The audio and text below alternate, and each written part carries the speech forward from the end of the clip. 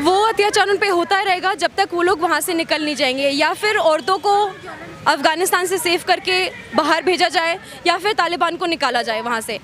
उन दोनों के एक ही कंट्री में होते हुए ना कभी औरतें सेफ रह पाएंगी और ना ही बच्चे, कभी भी नहीं हो पाएगा ये। कहा जा रहा है तालिबान बदला हुआ तालिबान है जो 20 साल पहले था। नहीं, बिल्कुल नहीं होगा। आज की डेट में भी सारे विलेजेस में टू द तालिबान फाइटर्स, तो उनको कोई राइट नहीं दिया जा रहा है, उनको काम पे नहीं जाने दे रहे ये लोग, ना ही उनको कोई उनकी आवाज़, they don't have their own voice. लगातार ऐसा आरोप लगाया जा रहा है कि जो अमेरिका पिछले 20 साल से वहाँ पर था अपनी आर्मी को लेकर के, अमेरिका की आर्मी बाहर निकलते ही तालिबान का आना हुआ, तो अमेरिका तो कह रहा है कि आपके देश के राष्ट्रपति अशरफ गनी पहले भग गए, सवाल उनसे पूछा जाना चाहिए। नहीं, सवाल उनसे सिर्फ नहीं पूछा जा सकता है ना।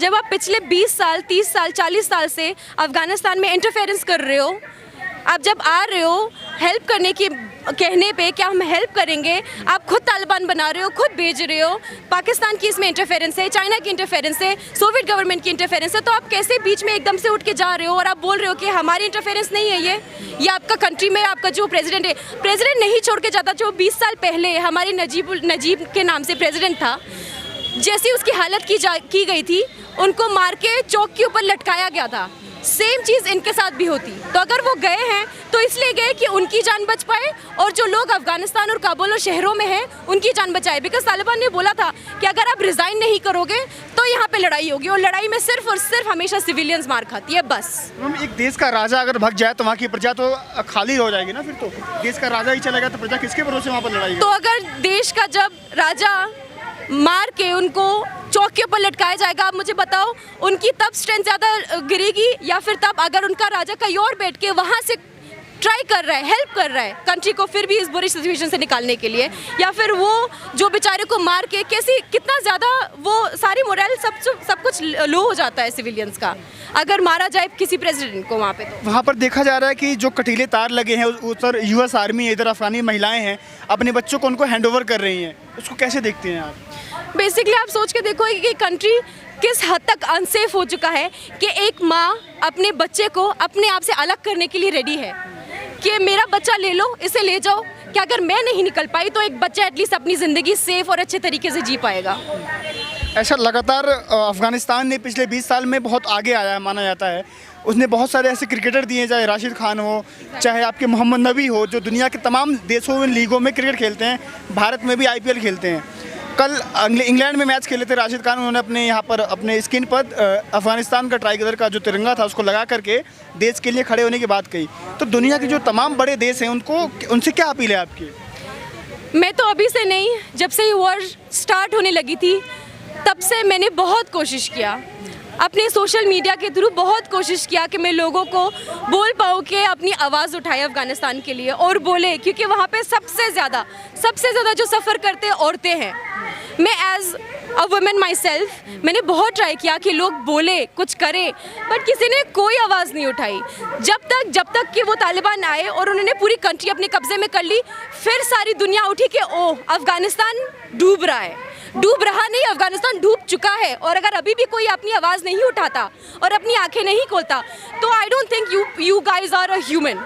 इसमें इंडिया के स्टैंड को कैसे देखती हैं? इंडिया क्या स्टैंड ले, आप क्या चाहती हैं? वीज़ाज़, डेफिनेटली वीज़ाज़, सिर्फ और सिर्फ हेल्प जो आज की डेट में कोई भी कंट्री हमारी कंट्री के लोगों के लिए कर पाएगा वो ये है कि अपने बॉर्डर्स खोल दे, उनको कंट्री में आने दे ताकि वो अपनी लाइफ अच्छे से और सेफली यहाँ पे स्पेंड कर पाए, क्योंकि सिर्फ और सिर्फ वहाँ पे लाइफ थ्रेट्स है और कुछ नहीं। और अफ़गानिस्तान के रूल के अंदर ना का अफ़गानिस्तान कभी ठीक रहा है और ना ही कभी ठीक रहेगा।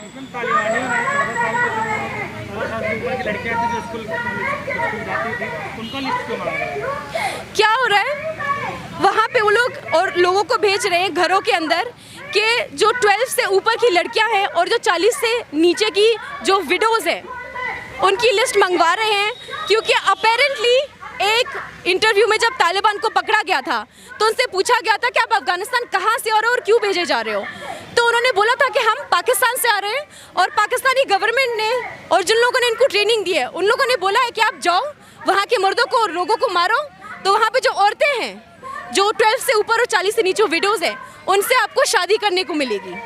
तो वो लोग जो भी कर रहे हैं अभी दे गेटिंग द लिस्ट, जिस लिस्ट में इन सारे लोगों के नाम हैं, उन लोगों को ज़बरदस्ती घर से निकाला जा रहा है और इससे शादियाँ करी जा रही है बिना उनके मर्जी के। 21st सेंचुरी है, 21वीं सदी में हम लोग जी रहे हैं। आज भी महिलाओं के साथ ये जो हो रहा है, सब कुछ हो रहा है, गलत हो रहा है। इसको लेकर के आप कैमरे पर अपना नाम बताते हुए दुनिया से क्या अपील करना चाहती हैं?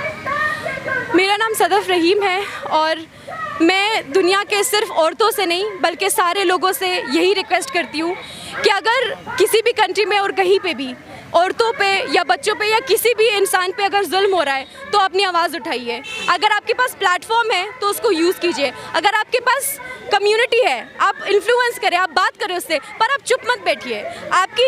आप अगर चुप बैठोगे तो ये उन लोगों की स्ट्रेंथ होगी जो जुल्म कर रहे हैं। So please don't stay quiet and stand with the women, children and the people of Afghanistan. Thank you.